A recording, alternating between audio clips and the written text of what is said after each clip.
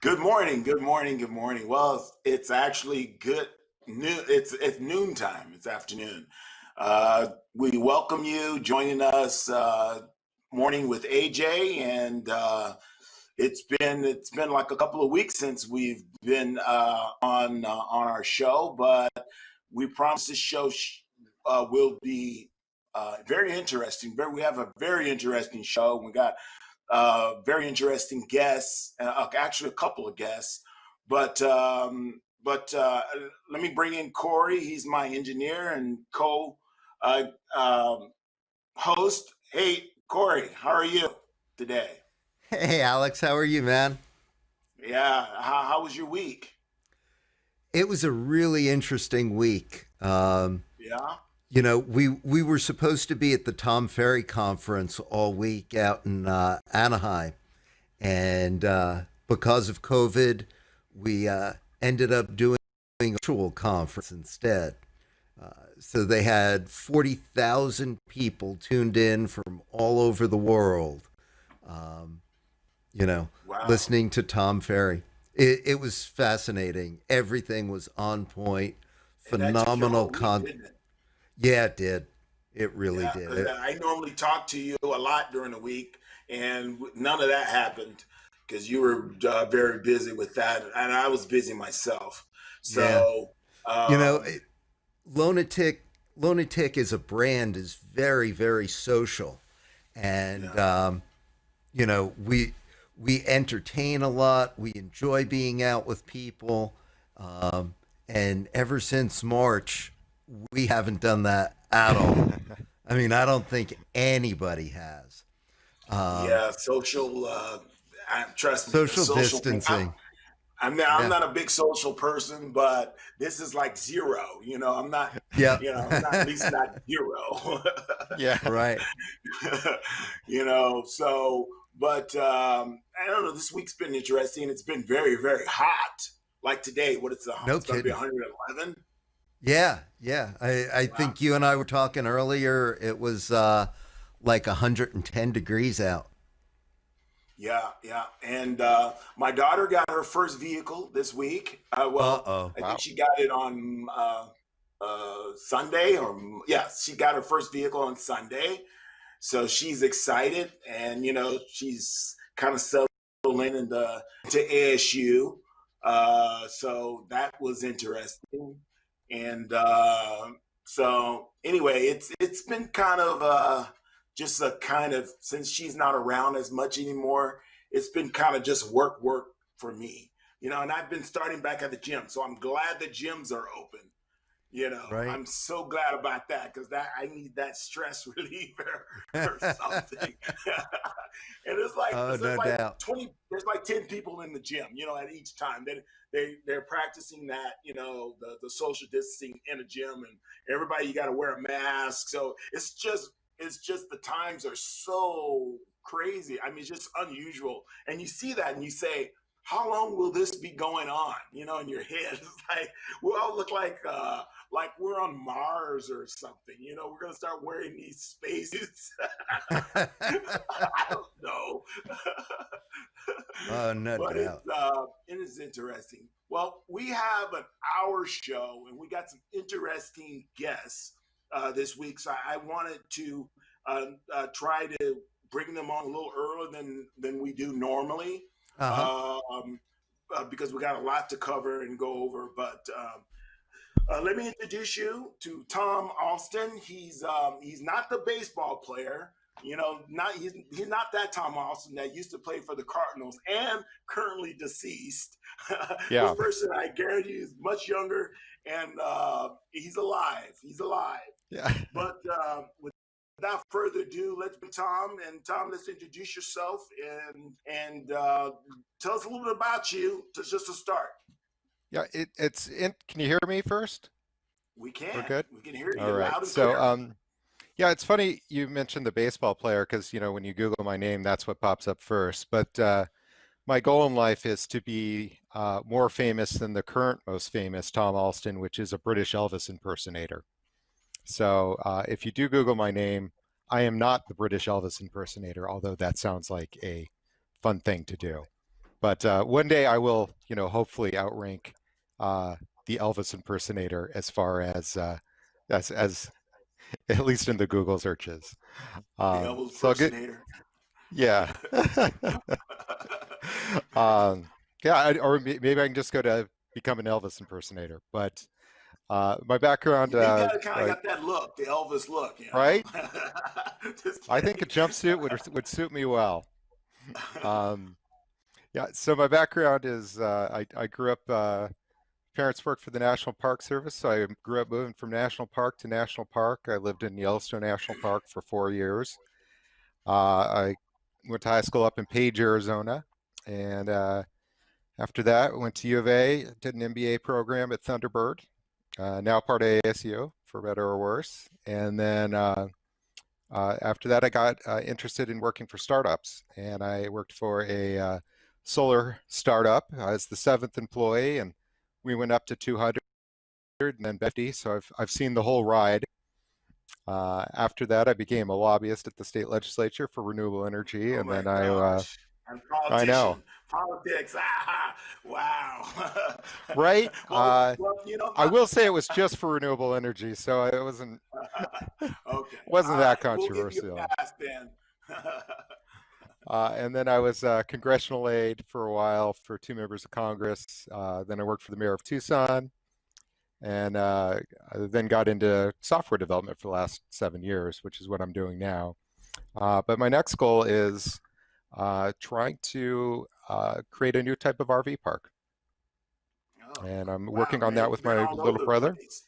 So tell Mhm. me, since you're telling me you're from Yellowstone Park, have you seen like real bears? Real like I, bears, like, walking around? yeah, I certainly have.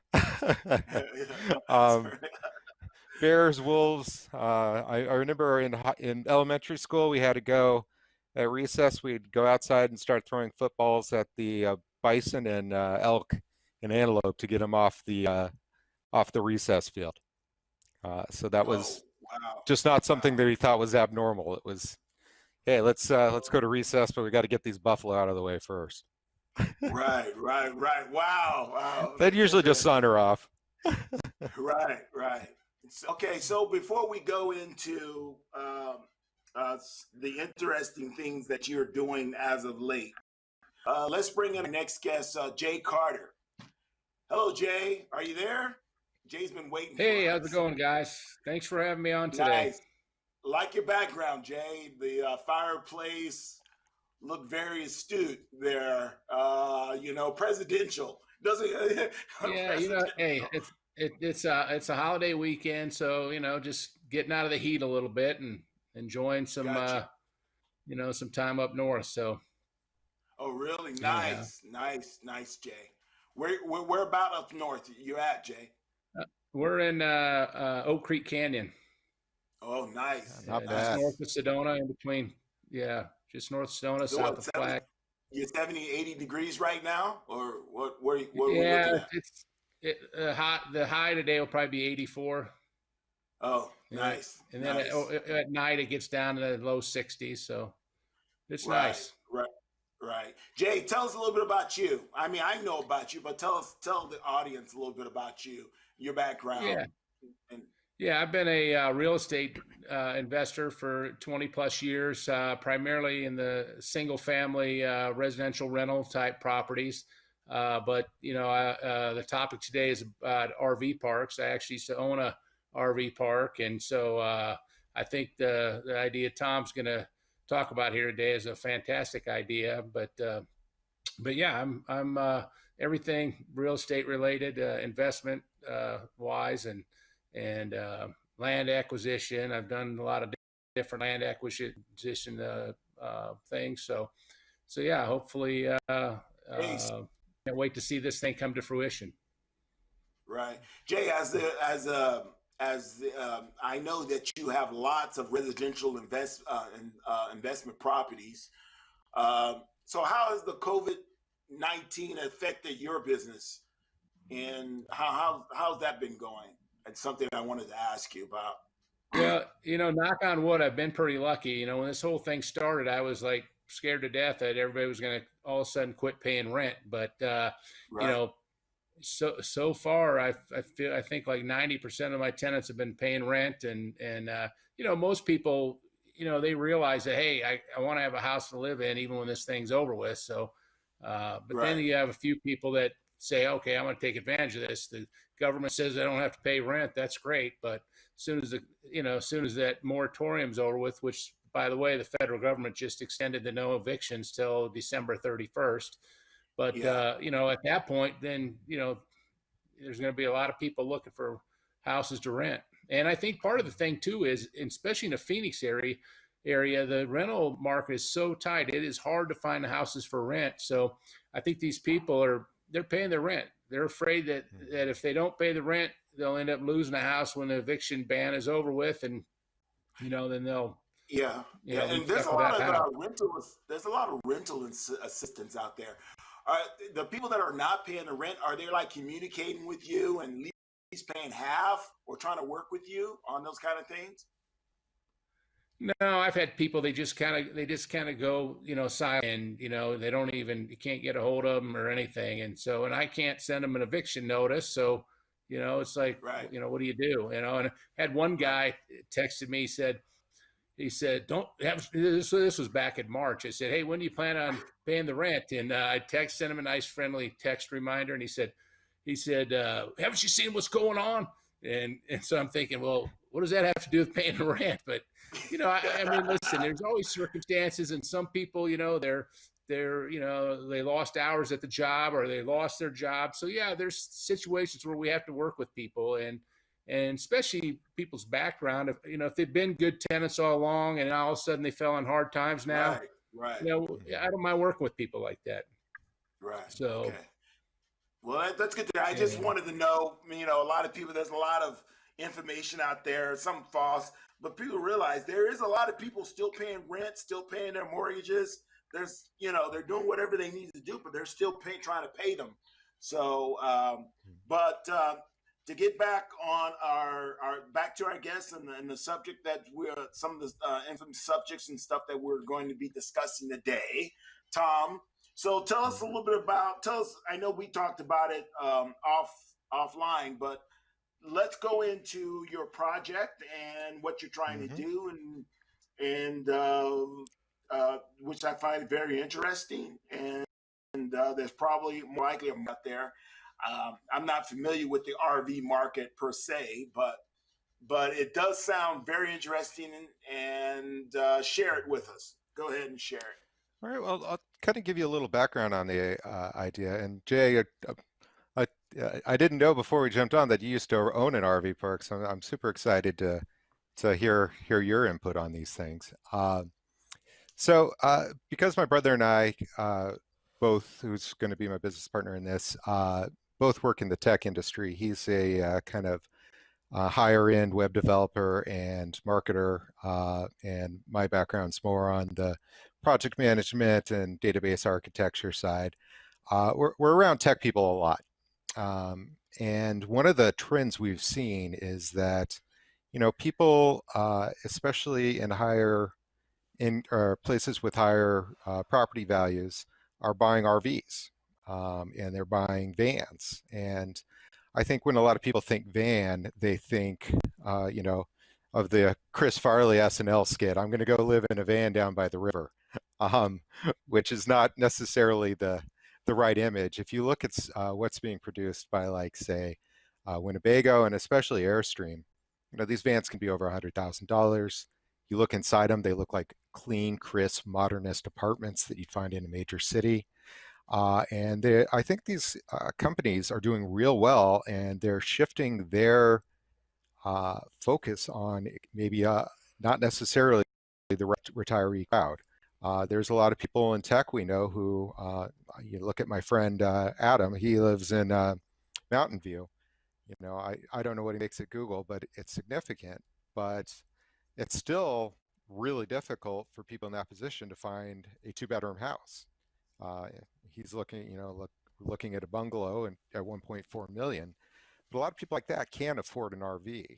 And so the idea is to have some place that is in Arizona Yeah. that attracts people in that demographic, but also people who want someplace where they can take a nice RV, be around kind of like-minded people, and be in a place that's physically beautiful. Someplace they can go and bring their mountain bike. Someplace that has nice architectural styling to it. It's not just a slot.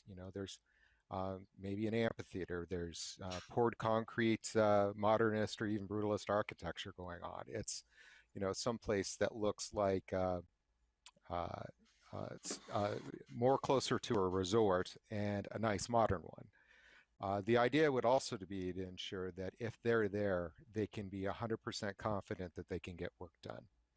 Because I know for a lot of these people, they would love to take a month off, or they would love to go someplace for half an hour or for half a week or a week, somewhere in that range.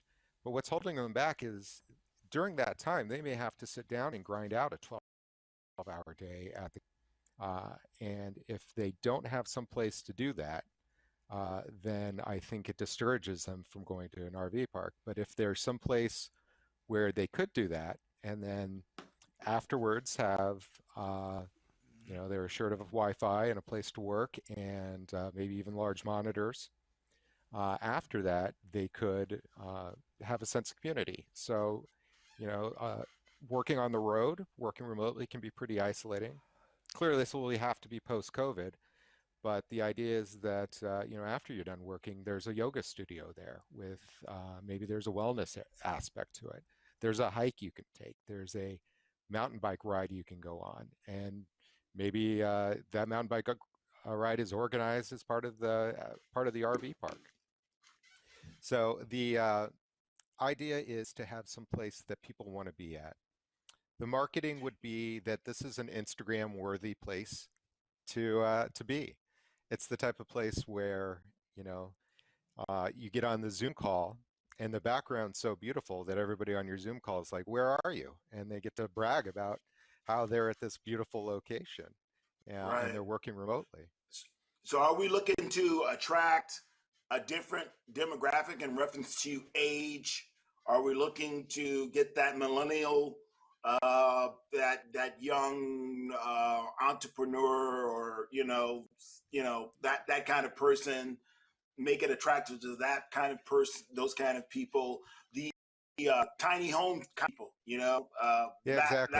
kind of, have a park where you have all these things, but you're plugged into nature. You have the tech and the Exactly. technology there, but you're plugged into neighborhood and what they call seem like a new concept coming. Well, it's not a new concept because they had it back in the olden days, but a community, Mm-hmm. area where people communicate, just a community area where the people are involved, which, a lot of places now, I mean, how many people know their neighbors, really? Right. Yeah, especially if you're in a big apartment complex or something like that. And no, I think that's a good identification of the type of people that I think are going to be dominating the RV market soon. Um, it's Gen Xers, Zennials, Millennials. A lot of these people are uh, don't necessarily want to spend all their time in the city, but they still Right, want to get work done. A lot of these right, people do work remotely, whether right, they like it or not. And I think that trend is just going to increase even after COVID. So the idea was, kind of the impetus of it is just seeing the amount of growth that companies like Airstream and Winnebago are experiencing right now. And a lot of their sales are to younger people. And by younger, I mean uh, younger than what they might have traditionally sold to 10 years ago. So I like the idea that kind of the thought we're having is, and I want to get some input on this because we're still early stages. The tagline for the park would be a place to get work done. And the implication for that is that you're not just doing work, you're working on yourself. You're right, taking a break. You're in a place that recharges you. There's a sense of community, maybe even an incubator aspect to it, where you're around other people who are doing exciting things. Uh, My girlfriend had this great idea to emphasize community. When you check in, you get a s'more package, and then on Friday nights, everybody gets together and makes s'mores. So that Right, right, right, right, maybe a discount if people want to bring their guitar out to right, right. Or the theme bonfire. nights And and stuff like that, right? yeah, Right. you know, there's The no you can have people a miss what's summer that camp, sword movie? Bring some which horses in there. yeah, right. Jay, what's your Yeah. input? Tell us what you think about thus far. What Tom is saying. What give us a little Yeah, well, I of think your. it's a great idea, and you know what he's saying about RVing is absolutely right, spot on. I mean, people are buying RVs, they're buying Airstreams. Especially nowadays, you just not a lot of people don't feel comfortable jumping on a plane and flying across the country on a vacation or going wherever they used to go. Now they're staying closer to home and they're getting an RV, and even Corey, I think Corey took an RV trip around the western part of the country. So, I have had a lot of friends that's what they did this summer. So, and a lot of people are working remotely and working from home. So this kind of all feeds into that. I think that's a fantastic idea. The trick is going to be like we talked about before. Before that we started here, it's going to be finding the right location, the right parcel, and Right, close to major freeways, and right. somewhere that's in a good, friendly climate where people aren't going to be too cold or too hot. So, but I think he's right on track here. This is a great concept.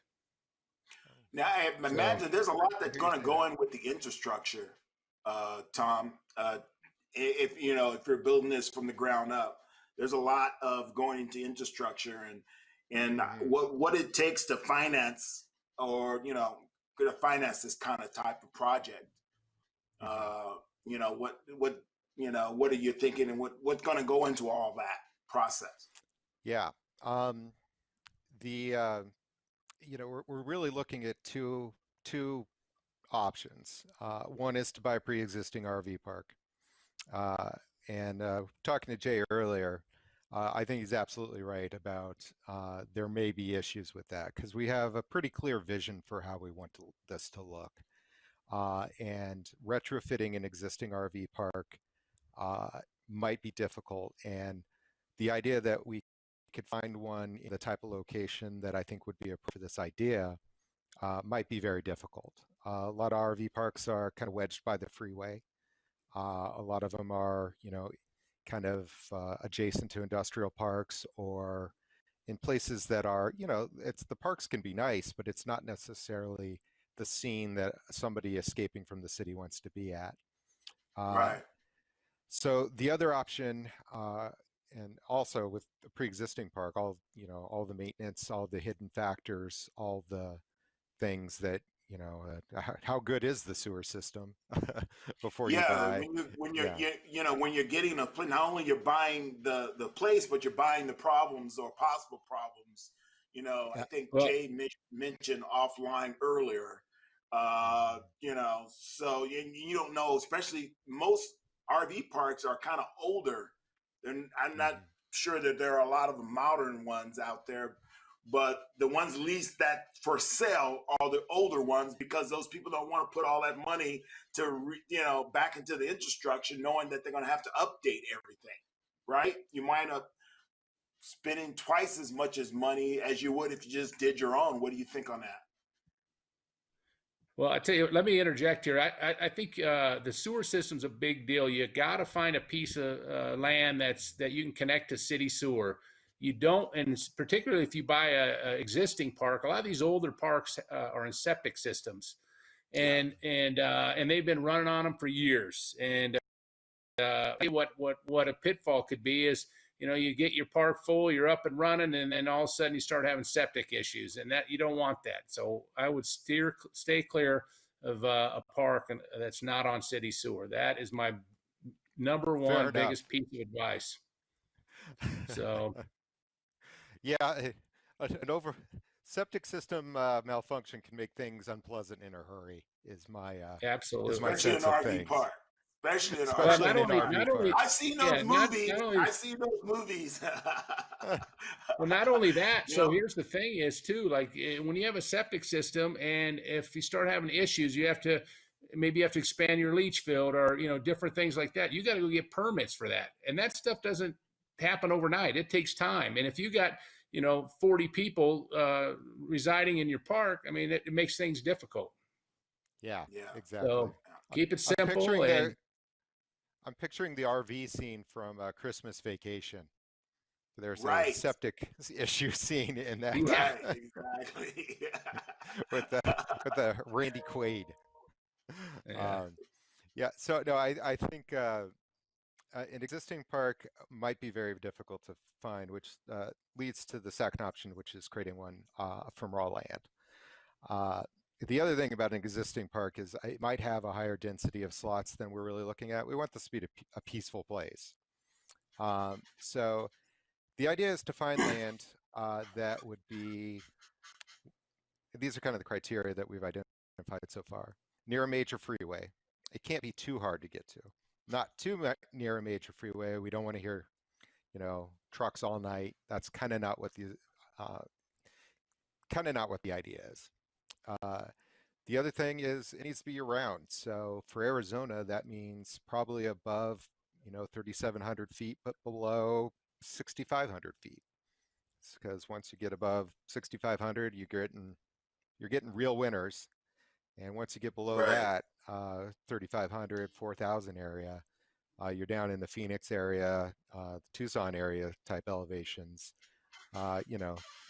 I think this time of year, it's not a real appealing concept to leave, in California to go sit in the desert. But if you're looking at places like Sedona, Cottonwood, uh, Prescott area, they're all at that elevation. They're still land. Near lake, near lakes, near Uh, lake, possibly. No. Possibly. We'd love to have it near water. There's just so few lakes in Arizona that the lakes that are there are typically reservoirs, and those reservoirs are Right. usually on public land. Yeah. Uh, that it's hard to. I think I looked this up the other day. I think Arizona only has 2 lakes that aren't reservoirs in the entire state. It's like Lake Mary and Mormon Lake and Montezuma as well in the Camp Verde area. Which interesting side fact. But if you're looking at Yeah. lakes, you're really looking at reservoirs, and that might be doable up near like the Show Low area, the Pine Top Lakeside, because there are land up there. But then at that point, you're up at altitude. You're on the Mogollon Yeah. Rim. Yeah. You're above 7,000 feet, Right. or 6,500 anyway. The idea of making it as close to Sedona as possible really appeals to me because it's a national name. Right. There's even a car called the Sedona. People, you might even get international visitors. One of my subreddits I always go to is the Digital Nomad subreddit on Reddit, and people there are constantly trading tips on the best place to live and work. And Sedona comes up fairly often in it.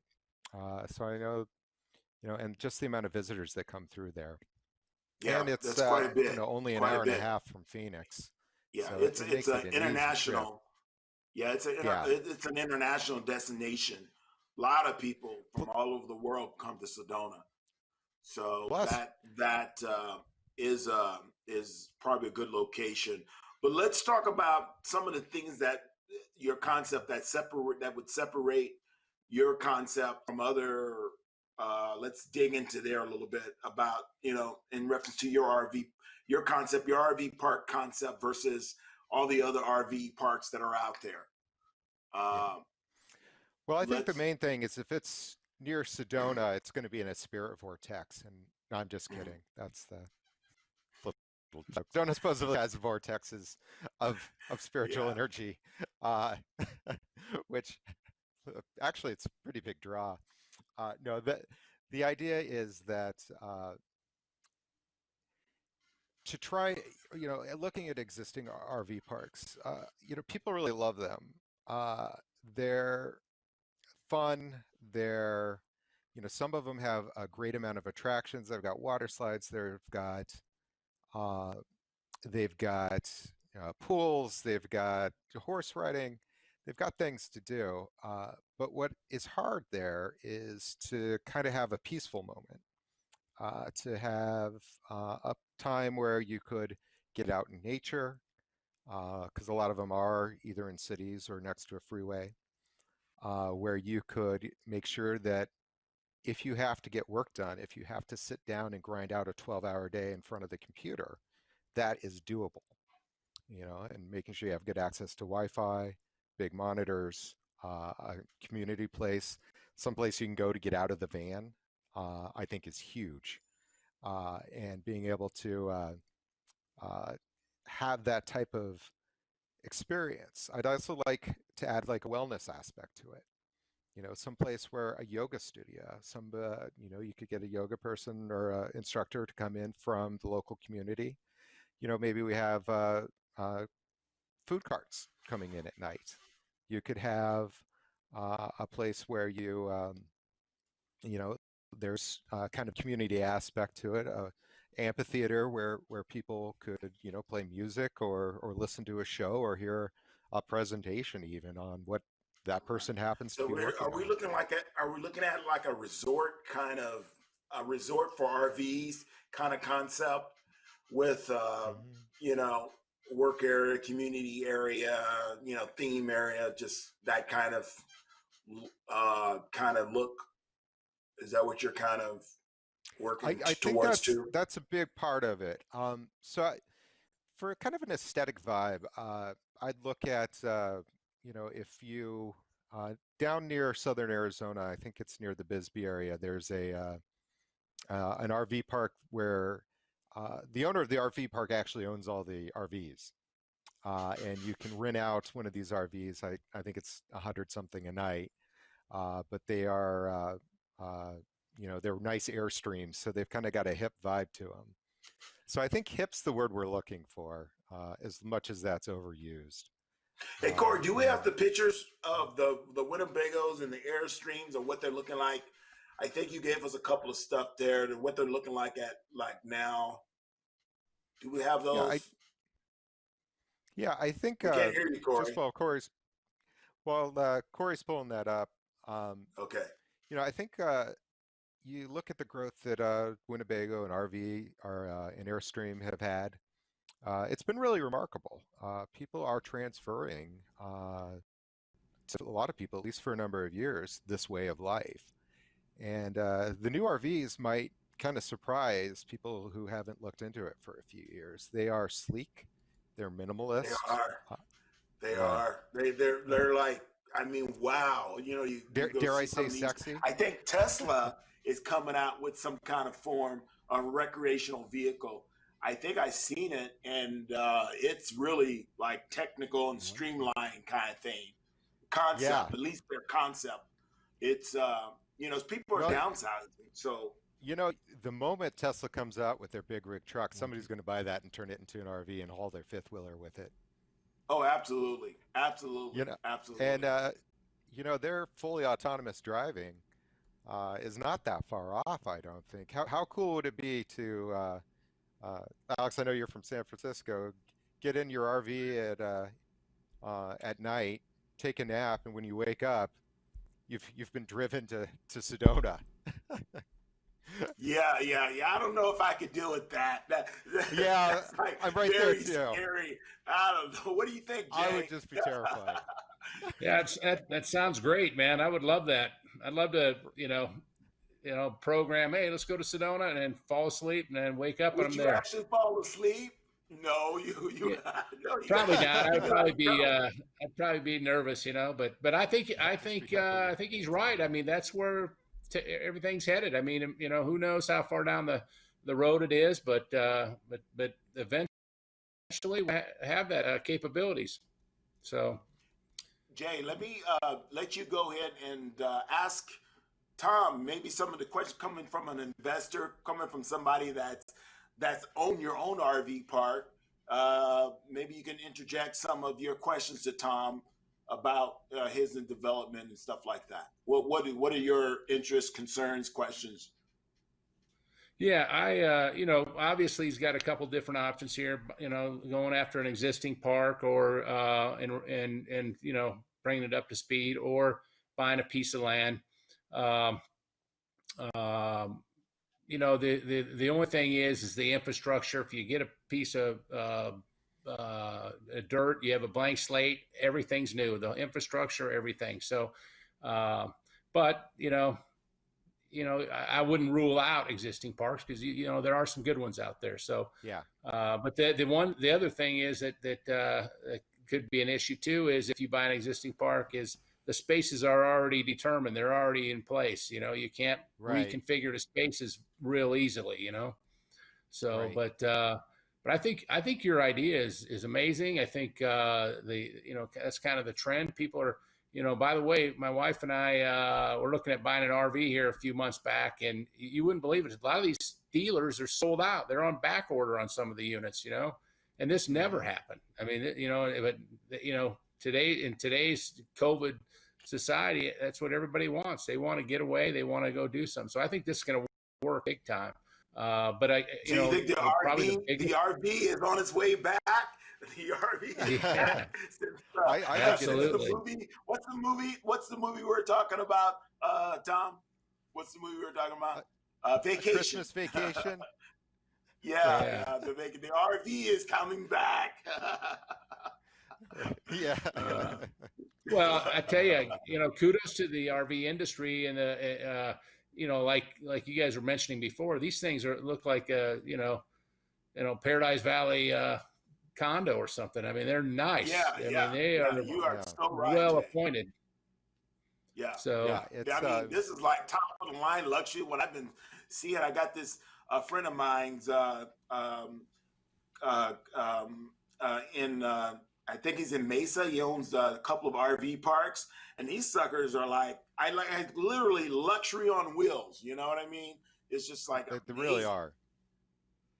It's like you can spend some money on them too. And somebody who spends $150,000 on a van, that's a lot of money for some, but for a lot of people who live in places where a house is 1.5 million, they can swing 150 for an RV, but having a permanent place might be. They could sell the house and get 10 of them. Yeah, I know, right? they could set up. Especially if your kids are going to school, right? Your kids are in school, they're out of the house. You want to go to an RV, right? I mean, Well, even if kids are in school, kids are, a lot of kids nowadays are still doing school from online, So, yeah. I guess some schools anywhere, just as long as they have the internet. Yeah. Yep. Since they're not going to school, they're doing like Jay said, they're there. So you might as well get an RV, and they can do that just as long as you have the internet access. They can do their work online, right? Even while you're driving to wherever your destination is, right? Yeah, absolutely. And kind of back to what Jay was saying with trying to find the right land. I really do think that's going to be the biggest problem. We've looked at, a lot of properties online.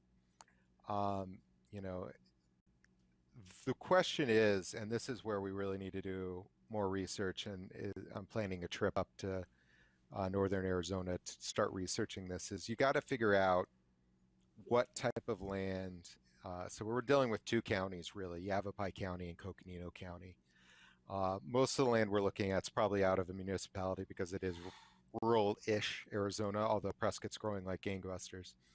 So you'd probably be dealing with a county on most of these properties.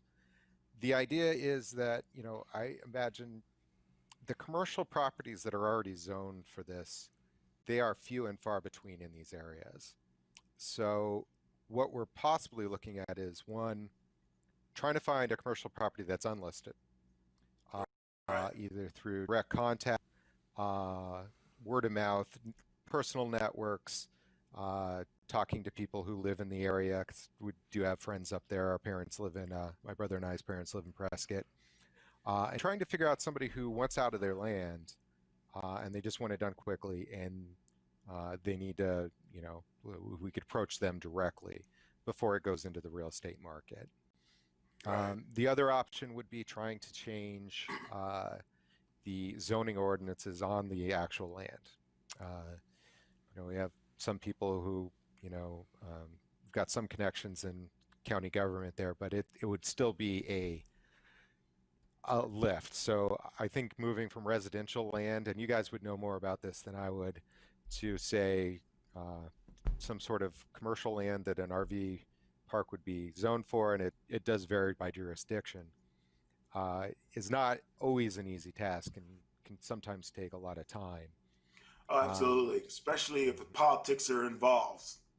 Exactly. It's a lot of time, a lot of money, a lot of repetition. It's just a lot. Corey, what are you thinking? Put your input in this. I need to hear from you.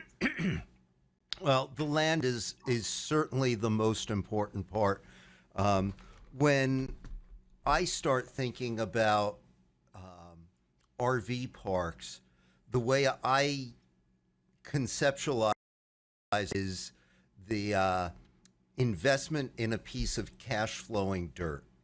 Now, I hadn't really thought about it as a remote area. When I usually think about dirt, we're thinking about mobile home parks, RV parks, car lots. You're trying to hold agriculture as well. You're holding a large piece of property, and in order to make it cash flow for the future, to the point where there's development going on around it, and you've got massive amounts of appreciation,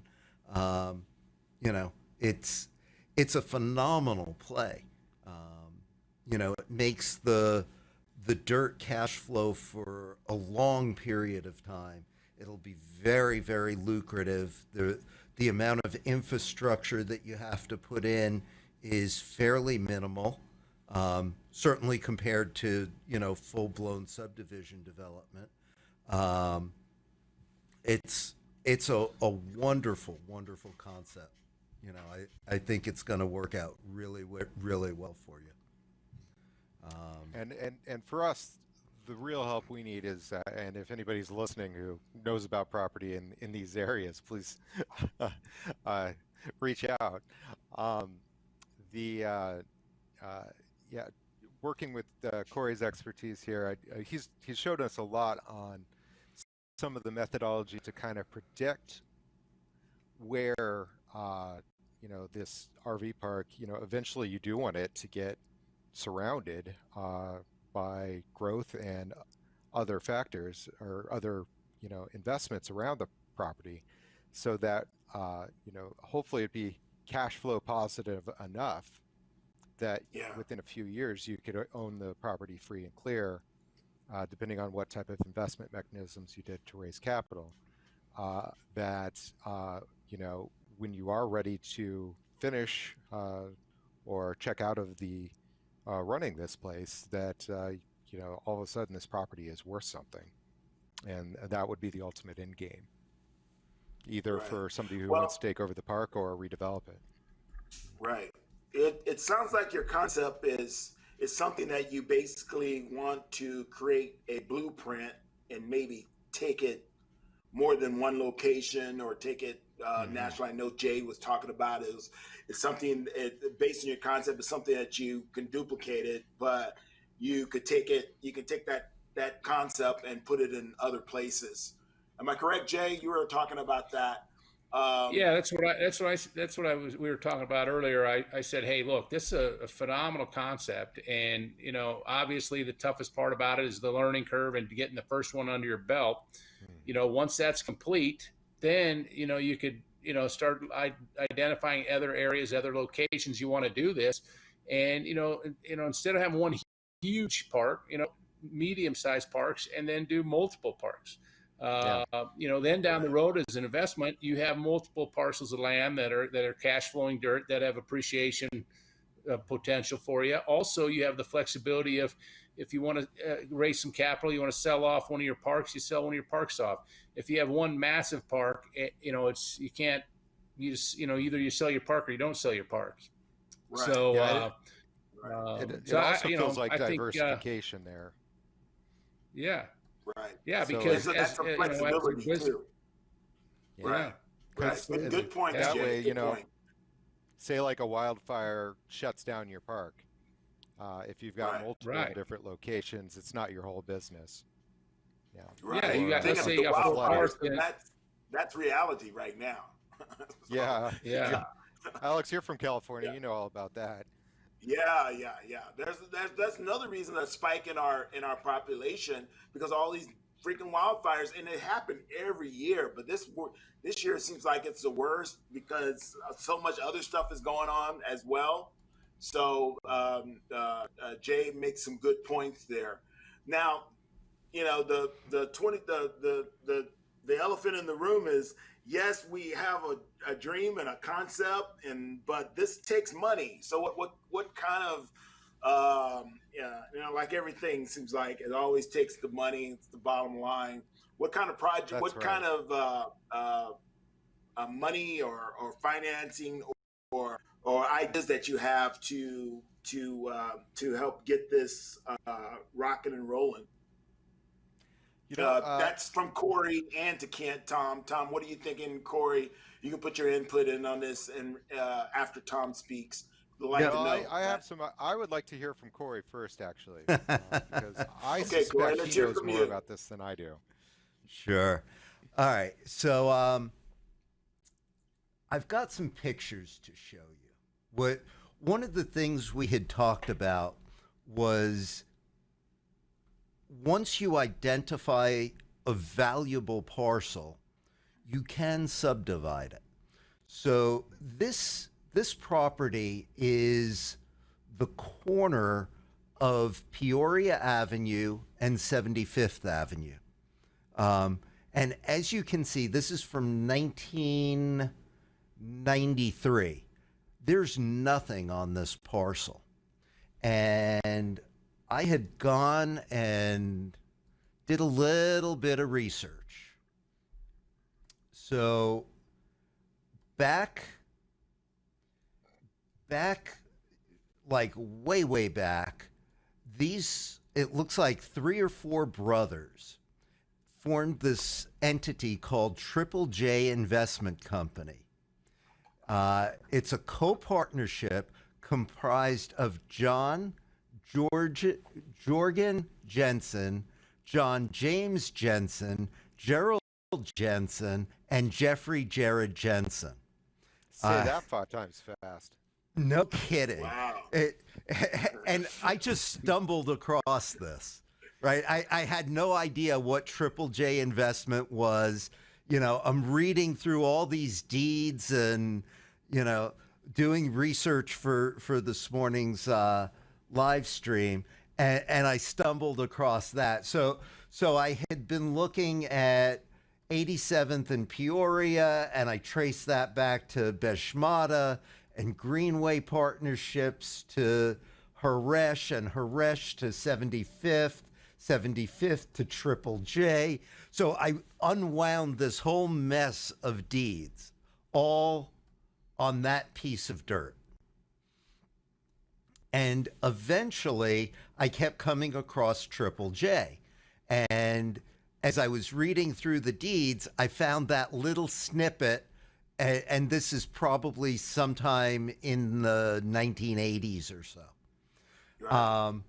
So they took this parcel of land, that one, and I couldn't find the original deed. I couldn't find their acquisition deed, but they got it for next to nothing. And then they subdivided it. They cut a couple of pieces off of this parcel. So this corner off, you can almost see the lot where the lines would be drawn in the future. So this is a 1993 photo, and you can see almost natural lines here and here where they're going to get, subdivided. So in 1996, Triple J sold a parcel, 074B, to Evergreen Peoria. And they sold it for $700,000. Evergreen Peoria, in just 3 years, sold off the corner of the parcel to Walgreens for $3.5 million. Wow. Wow. Yeah. So that's how the game works. Right. This is the 1996 photo of that parcel. You can see where they peeled this off, and we're now well into development. And this parcel, they basically did the same thing. This is the 2001 photo. And then 2003, 2 years later, this parcel had been developed. So, they're getting the whole thing, and they're carving off little pieces that have high value. Now, I suspect that you're going to be able to do something very, very similar. You'll take these are, fairly tiny pieces of dirt.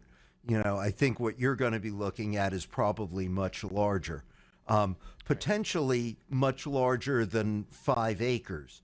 You may only use 5 acres of it to develop your RV park, or even less.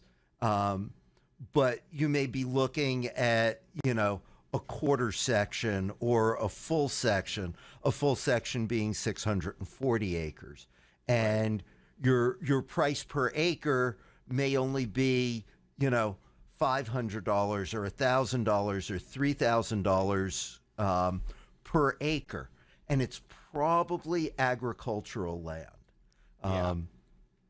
So, there's a farmer. You're going to have to get friendly with these guys, and you kind of go belly to belly with them, and you will eventually figure out who owns the dirt, and they've owned it for 35 years, and they paid $1 an acre, or they got it as a swap from BLM, Bureau of Land Management, or came from a state land trust or something like that. And you're going to end up acquiring this parcel, from somebody who got it for free and has no real idea what the value is. It's just a pretty piece of dirt. The 2020 photo, they still haven't developed, the rest of this stuff. I know that they've sold off these 2 parcels. There are 2 parcels in here left. And the houses had, existed for a long time. Here's an idea I had is I'm going to go do wine tasting. And I'm going to find the worst wine and then offer them. Wine tasting in San Francisco? I want to find a vineyard that just is really bad at being a vineyard. So I'll be like, oh, this wine is horrible. I want to talk to these people. So I'll just order all the local Arizona wines, pick the worst wine, and go talk to them about selling their land. Yeah. I'll be like, hey guys, this really isn't working out for you. Why don't I take this property off your hands here? So this is a really unusual way to look at land. And the guy that taught me this was David Lords. David was the brilliance behind the city of Maricopa. And he basically played that game with the entire city. Interesting. And his financing was absolutely amazing. The way he financed the city of Maricopa is he went out to all those farmers and he bought up all the land for $1,000 an acre. And then he went to all of his investor buddies and said, I will pay, you will own this piece of land for a year and I'll buy it back from you for $2,000 an acre. And if I default, you get to keep the land. And then for that year, he would work really fast on getting it zoned and entitled.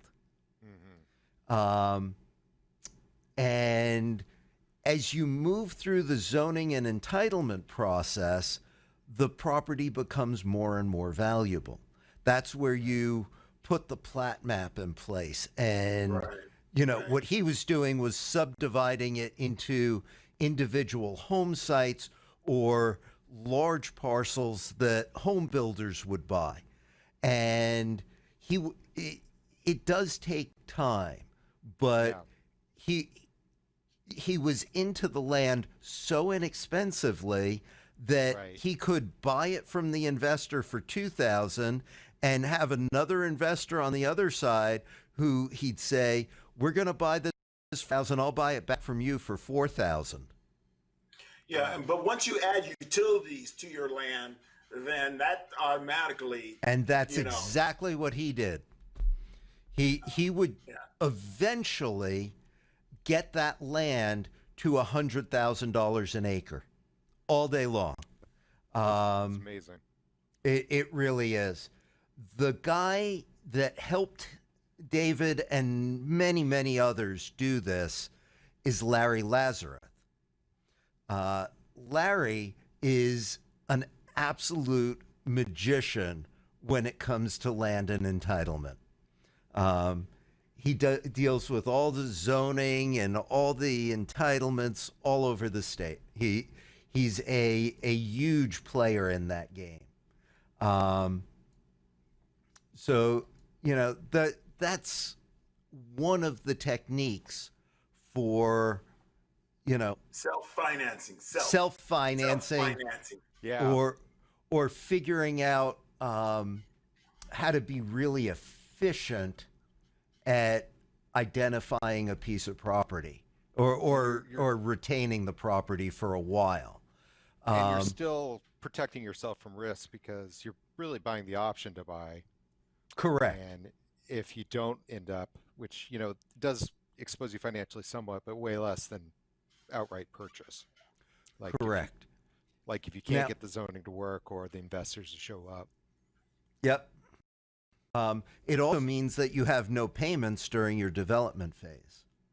Now, this is Camelback Road right here, and this is 40th Street. So we're going to zoom out on Camelback for a little bit. So it's right here. What you can see is that at some point you run out of development. So if you, I don't know how far back we can go here. Now this is only 2012. You can see that the limit of the city is right around here. And if you followed Camelback all the way down, you'd eventually run out of developed dirt and you could start seeing just raw land. If we kind of zoom in here. So Tom, what are you thinking in reference to a project like this is looking to cost? It really depends on the land site and the scale, but I'd be shocked if under $500,000 was possible. So I think it's probably going to be in that range and up. Just because, by the time all the infrastructure in place on the property after you've bought the property, You know, there are some cheaper pieces of land, but they're not as pretty or maybe in the best locations. I think it would be, I think, even safer to find a property that you know is going to be valuable, because if things don't work out, Right. being able to resell. Um, Ideally, we'd like maybe a creek or water on it that kicks the price way up. But the most important thing is that it's got views, that it's someplace where people would want to stay. And for Right. that And type I of think, land, yeah, it's and going I to be think tough. what Jay mentioned earlier is that this is the first one, so you got to make sure it's intact. Make sure it's the right size. You know, you don't want it too Right. big, too small. But it's the first one, so it's the one that everybody's going to come and look at and see. You know, can we duplicate this? You know, Right. and you want it to be. Do Um, they want to help us invest in the next one? Do they want to there you partner go. with us? There you Yeah. go. There you go. Hmm. There you So go. it needs to be Absolutely. the showcase. Yeah. Yes, Well, needs to be the the other thing too showcase. here is you after you do this first one and you have the model in place and you see the revenue that it's generating, you know, you'll feel more comfortable maybe spending a little more money on a Right. piece of dirt that's on a lake or right, you know, on a creek Yeah. or because you're right, those things will make it more valuable, more desirable for people to come to. But also, I like where Corey was going with that. If you buy a parcel that's a little bit bigger than you need, and you have the ability Yeah. to split it up a little bit, sell some off, maybe sell a hard corner, you're making money, and that helps pay for your. You might end up with your piece of dirt free and clear. And Right. not only that, you get to control your neighbors. You know, Right. you get to control what goes around you. You know, you don't have a apartment complex popping up right next to you or whatever. You Right. know, Or so Yeah. industrial But or what have you. in Yeah. Corey's yeah. concept, location is the key, right? Right. Right, Jay? Location. Absolutely, Location. absolutely. Yeah, where we were going. Let me see if I can pull that up again. And this applies to almost every city, everywhere in the entire country. Um, you find, in this case, we're looking at northern and the very limits of growth. The city hasn't grown past here yet, and this is 2012. So these parcels, people bought this, 10, 15, 20, 25 years prior. How did they know to buy this parcel? Right. They looked out past the growth area and just kept going until that major road turned into farmland. Yeah. And they bought the farmland and they farmed it, or they bought the farmland and they left it as an RV park or a mobile home park. Right? I mean, I bet if you zoom in on some of this, I bet you're going to start finding mobile home parks. Yeah. On the Well, I'll tell you, I outskirts. don't know if you guys know this, but in the downturn in the real estate market in Phoenix back around 2009, 2010, a lot of the hedge funds were coming into town, and you know what they were buying? They were buying houses, but they were really a lot of them were focusing on mobile home parks Yeah, and Hmm. RV I parks, heard those that, type of Jay. things. I And I heard was that. I like, heard why? about that. I couldn't figure it out. I was like, why are they buying these mobile home parks? These are old mobile home parks. And somebody explained to me. They said, hey, it's cash flowing dirt. It's a land play. At some point, if the Right. real estate Yeah. market gets hot, this piece of land, this property is situated right in the middle of town. It's in a good Yeah. location. Next thing you know, they redevelop it. Yep. Yeah. So, Right. Yeah. Right. I yeah, like that's that term, I cash heard about flowing exactly dirt. what you just said. Yeah. yeah. Absolutely. Yeah. And Absolutely. Corey, to your point, because I know we've talked about this before. So based off of kind of that criteria for looking at land, the places we've looked at in northern Arizona it's likely to be Prescott Valley, Mm-hmm. Chino Valley, Yep. possibly Williams. Those are all areas that you see on the outskirts now. There's parts of Camp Verde. Um, Yep. that's the interesting thing about Arizona, though. It's not that many places that are at that altitude that are growing. So it is a limited real estate market. Yeah. But there are properties out there. Yeah, I until you said Williams, I forgot that we had That Williams financed. existed. No. Yeah, well, we had financed land out there. Oh, okay. Absolutely gorgeous land. It is. It's the gateway to the Grand Canyon. Yep, Yeah. it sure is. Grand Canyon Railroad out there. Yeah. And, There's a no, funny it's little ski area. yes, there is. I've actually skied at it. We pulled I up. I and haven't done that yet. we pulled up and we're like, hey, we're here to ski. And the guy in the parking lot's like, oh, let me go start it up. True story. Yeah, that's Williams. It's a great little town. Yeah. But yeah, you will find, this same technique applies to almost every single city. Yeah.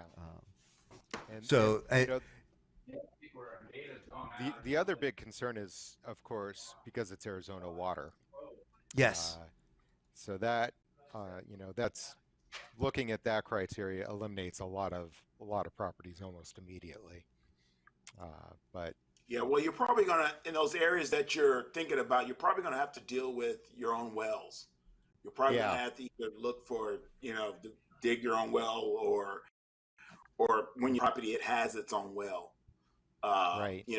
9 times out of 10, that's what you're looking at in regards to that.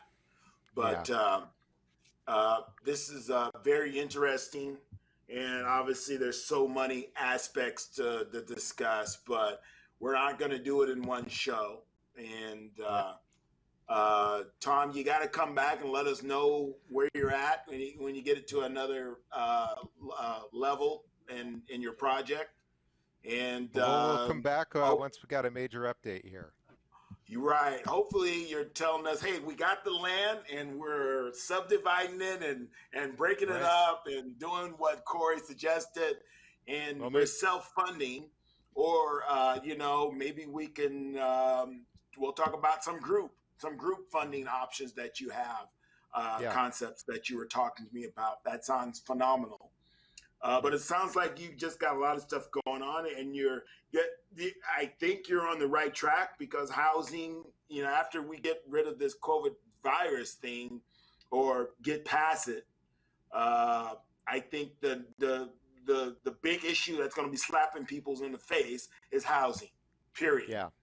So, I think so too. People, whether it's RV or people are selling their houses, getting cash or whatever, housing is still an issue out there, but no one's focused on it right now due to, just so much other stuff is going on. But, the question is are we going to have a whole lot of houses hitting the market here if people, once this, memorandum, the people, they don't have to pay their mortgage, they don't have to pay the rent, but at some point you're going to have to pay all those months that you missed, like Jay was saying. What and what is that going to look like? Right. So there is some uncertainty out there. Definitely stuff that's going to be coming up. January the 1st, right? What do you say? How it's been extended to what, Jay? Jay's with us. Still with us? he may be muted. Yeah. Jay, you said it's been extended to December the 1st or the end of December? Yeah, I think we lost Jay. I think we lost Jay there. Yeah, I think we lost Jay, but that's okay. That's a symptom of our times right there. Well, yeah. So it's Labor Day weekend. Any plans, guys? Anything? Anybody doing anything besides work? I'm going to try to not get COVID. Right. How's that? Speaking of that, Tom, how you been doing with all the staying home and the self isolation and all that stuff? I've been in this room for 6 months, or not Serious? quite 6 months, but 3 or 4 months now. Is that why you got your beard and you haven't shaved? And probably not in the picture. You have a bottle of whiskey or somewhere. It's all behind the monitor. Oh, it's about Yeah, if I turn this camera around, it'd just be empty bottles left and right. Yeah, and I seen Jay had a red cup, so you know what's in red cups, right? Yeah, Jay had a red cup, so you know he's already saucing it up, enjoying his holiday. What about you, Corey? I'm just working. Yeah, no Yeah. glass of wine. No glass of wine. No, you're a Scotch man. You're a Scotch man. That's right. And most of that sitting at the office that I'm not spending very much time at. Yeah. Well, yeah. Corey, Well, do it's you good mind if I thing it give doesn't my, go bad. You're just aging it, right? You're just aging it for the next. I don't think it works that way. Hey, Tom, did you want to do a shout out? Get your info out there? It's tom.alston.az@gmail.com if anybody wants to reach out or has any leads on properties up there. Again, that's tom.alston@gmail.com. Right on, Tom. Hope to hear from people. Yeah, it's been a pleasure having you on the show, and we'll have to have you back and see how the progress is going. Well, hopefully it'll be from the new property. I hope so. Well, it might be kind of fun to live stream right from the property when you're looking at it. I think, that would be a lot of fun, actually. Yeah. Yeah. Post we got to do that. Right? Right. Tom doesn't leave that. Goonies, we could Tom doesn't leave the room. Yeah, you'll have to send out a drone. Right. Yeah. All right. All right. You Well, guys thanks, have a good guys. one. This was a lot of fun. All right.